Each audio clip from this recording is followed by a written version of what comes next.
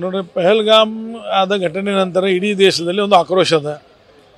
ಪಾಕಿಸ್ತಾನದಿಂದ ಬಂದಂತಹ ಮತ್ತು ಪಾಕಿಸ್ತಾನ ಪ್ರೇರಿತ ಆತಂಕವಾದಿಗಳಿಂದ ಭಾರತದಲ್ಲಿ ಆಗುವಂಥ ದುರ್ಘಟನೆಗಳ ಬಗ್ಗೆ, ಮೊನ್ನೆ ಸುಮಾರು ಹಿಂದೂಗಳ ಮಾರಣ ಹೋಮ ಮಾಡುವಂಥ ಪಾಕಿಸ್ತಾನದ ಏನು ಕೃತ್ಯ ಅದ ಅದನ್ನು ಖಂಡನೆ ಇಡೀ ದೇಶನಾಗ ಸರ್ವಸಾಮಾನ್ಯ ಜನರು ಹಿಡ್ಕೊಂಡು ಎಲ್ಲರೂ ಮಾಡ್ತಿದ್ದಾರೆ. ಅಂಥ ಸಮಯನಾಗ ನಮ್ಮ ರಾಜ್ಯದ ಮುಖ್ಯಮಂತ್ರಿಗಳು ಪಾಕಿಸ್ತಾನ ಜೊತೆಗೆ ಯುದ್ಧದ ಅವಶ್ಯಕತೆ ಇಲ್ಲ ಅನ್ನುವಂಥದ್ದನ್ನು ಹೇಳಿಕೆಯಿಂದ ಇಡೀ ದೇಶದಲ್ಲಿ, ಅದು ವಿಶೇಷವಾಗಿ ಕರ್ನಾಟಕದಲ್ಲಿ ಅವರ ಬಗ್ಗೆ ವಿರೋಧವಾದಂತಹ ಸ್ವರಗಳು ಕೇಳಿ ಬರ್ತಾ ಇದ್ದಾವೆ, ಅನಿಸಿಕೆಗಳು ಕೇಳಿ ಬರ್ತಾ ಇದ್ದಾವೆ.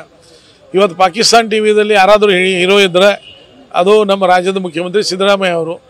ಅವರ ಒಂದು ಸ್ಟೇಟ್ಮೆಂಟ್ದಿಂದ ಪಾಕಿಸ್ತಾನ್ಯಾಗ ಜನ ಹೇಳಕ್ಕೆ ಅಲ್ಲಿ ಟಿ ವಿ ಆ್ಯಂಕರ್ಗಳು, ಅಲ್ಲಿ ರಾಜಕಾರಣಿಗಳು ನೋಡ್ರಿ ಒಬ್ಬ ರಾಜ್ಯದ ಮುಖ್ಯಮಂತ್ರಿನೇ ಅವಶ್ಯಕತೆ ಇಲ್ಲ ಅಂತ ಹೇಳ್ತಾರೆ. ಮತ್ತು ಇವರು ಸರ್ಕಾರದವರು ಯುದ್ಧ ಮಾಡ್ತೀವಿ ಅಥವಾ ಕ್ರಮ ತೆಗಿತೀವಿ ಅಂತಂದರೆ ನಮ್ಮದು ಇನ್ವಾಲ್ವ್ಮೆಂಟ್ ಇಲ್ಲ ಇದ್ರೊಳಗೆ ಅಂತ ಹೇಳುವಂಥದ್ದನ್ನು ಸಿದ್ದರಾಮಯ್ಯ ಅವ್ರ ಸ್ಟೇಟ್ಮೆಂಟ್ ಬಳಸ್ಕೊಂಡು ಅವರು ನಮ್ಮ ಇನ್ವಾಲ್ವ್ಮೆಂಟ್ ಇಲ್ಲ ಹೇಳುವಂಥ ಪ್ರಯತ್ನವನ್ನು ಪಾಕಿಸ್ತಾನದಲ್ಲಿ ಮಾಡ್ತಾರೆ. ಇದು ಖಂಡನೀಯ. ಹೀಗಾಗಿ ಜನರು ರೋಷದ. ಪಹಲ್ಗಾಮದ ಬಗ್ಗೆ ಇಡೀ ದೇಶನ್ಯಾಗ ಹೋರಾಟಗಳು ಪ್ರಾರಂಭ ಆಗಿದ್ದಾವೆ. ಅವ್ರಿಗೆ ಪನಿಷ್ಮೆಂಟ್ ಮಾಡ್ರಿ ಅಂಥೇಳಿ ರ್ಯಾಲಿಗಳಾಗಿದ್ದಾವೆ.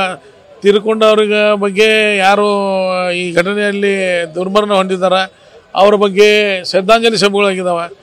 ಅದನ್ನು ಬೆಳಗಾವಿನಾಗ ಬಂದು ಮಾಡಬೇಕಾಗಿತ್ತಲ್ಲ. ನೀವು ಒಂದು 50,000 ಲಕ್ಷ ಜನ ಕೊಡಿ ಪಹಲ್ಗಾಮ್ ಘಟನೆಯನ್ನು ಖಂಡನೆ ಮಾಡುವಂಥದ್ದು. ಇಡೀ ದೇಶನಾಗ ಪಹಲ್ಗಾಮ್ ಘಟನೆ ಬಗ್ಗೆ ಚರ್ಚೆ ನಡೆಯುವಾಗ ನೀವು ಬೆಳಗಾವಿನಾಗ ಬಂದು ಯಾಕೆ ಛತ್ರಿ ಮಾಡುವಂಥದ್ದು ಅವಶ್ಯಕತೆ ಏನಿತ್ತು ಇಲ್ಲಿ? ಮತ್ತು ಆ ಮಹಿಳೆಯರು ತಮ್ಮ ಅನಿಸಿಕೆ ಭಾವನೆಗಳನ್ನು ಹಾಕಿದ್ದಾರೆ.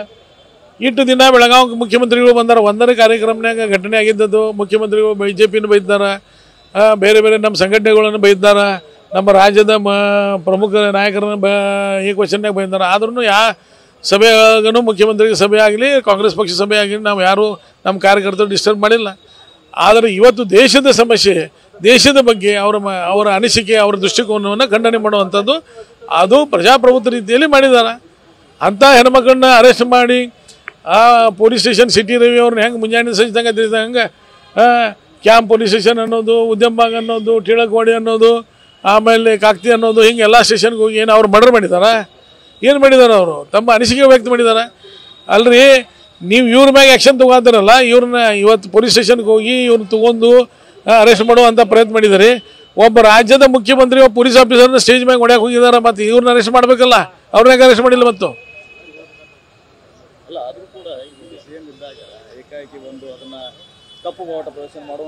ನೋಡ್ರಿ, ಅವ್ರ ಭಾವನೆಗಳು ಅವ್ರು ವ್ಯಕ್ತ ಮಾಡಿದ್ದಾರೆ. ಒಬ್ಬ ರಾಜ್ಯದ ಮುಖ್ಯಮಂತ್ರಿಯಾಗಿ ದೇಶದ ಇರುವಂಥ ಸಮಸ್ಯೆಯನ್ನು ಕಡೆಗಣಿಸಿ ಪಾಕಿಸ್ತಾನ ಜೊತೆಗೆ ಯುದ್ಧ ಅವಶ್ಯಕತೆ ಇಲ್ಲ ಅಂತ ಹೇಳಿದ ನಂತರ ಜನ ಏನು ಮಾಡ್ತಾರೆ? ನೋಡ್ರಿ, ತಾಳ್ಮೆ ಕಳ್ಕೊಂಡಿದ್ರೆ ಒಬ್ಬ ಪೊಲೀಸ್ ಅಧಿಕಾರಿಗಳು ಹೊಡೆಯುವಂಥದ್ದು ಮಾಡಿದರು. ಮತ್ತು ಇವ್ರನ್ನೆಲ್ಲರನ್ನೂ ಅರೆಸ್ಟ್ ಮಾಡಕ್ಕೆ ಹಚ್ಚಿದ್ದಾರೆ. ಅಥವಾ ಹೆಣ್ಮಕ್ಳ ಮ್ಯಾಗ ಕಾಂಗ್ರೆಸ್ ಕಾರ್ಯಕರ್ತರು ಯಾವ ರೀತಿ ದೌರ್ಜನ್ಯ ಮಾಡಿದಾರೆ ವಿಡಿಯೋ ಕ್ಲಿಪ್ಪಿಂಗ್ನಾಗ ಎಲ್ಲ ಬಂದಾವ. ಹೆಣ್ಮಕ್ಳ ಮ್ಯಾಗೂ ದೌರ್ಜನ್ಯ, ಪೊಲೀಸರ ಮ್ಯಾಗೂ ದೌರ್ಜನ್ಯ. ಏನು ರೀ, ಈ ರಾಜ್ಯನ ಹೆಂಗೆ ಉಳಿಬೇಕಿನ್ ಜನ? ಇವತ್ತೇನು ಈ ಕೋರ್ಟ್ ನಿರ್ಣಯ ಆಗ್ತದೆ ನೋಡಿಕೊಂಡು ಪಕ್ಷದ ಪ್ರಮುಖರ ಜೊತೆ ಮಾತಾಡಿಕೊಂಡು ನಾಳೆ ಅಥವಾ ನಾಡ್ದು ಈಗ ಶಿವ ಜಯಂತಿ ಅದ, ಅದಕ್ಕೆ ಏನು ಮಾಡಬೇಕು, ಬೆಳಗಾವಿ ಬಂದ್ ಮಾಡಬೇಕು, ರಾಜ್ಯವ್ಯಾಪಿ ಹೋರಾಟ ಮಾಡಬೇಕು ಅನ್ನೋದು ಪಕ್ಷದ ಪ್ರಮುಖರ ಜೊತೆಗೆ ಚಿಂತನೆ ಮಾಡಿ ನಿರ್ಣಯ ಕೈಗೊಳ್ಳೋದು.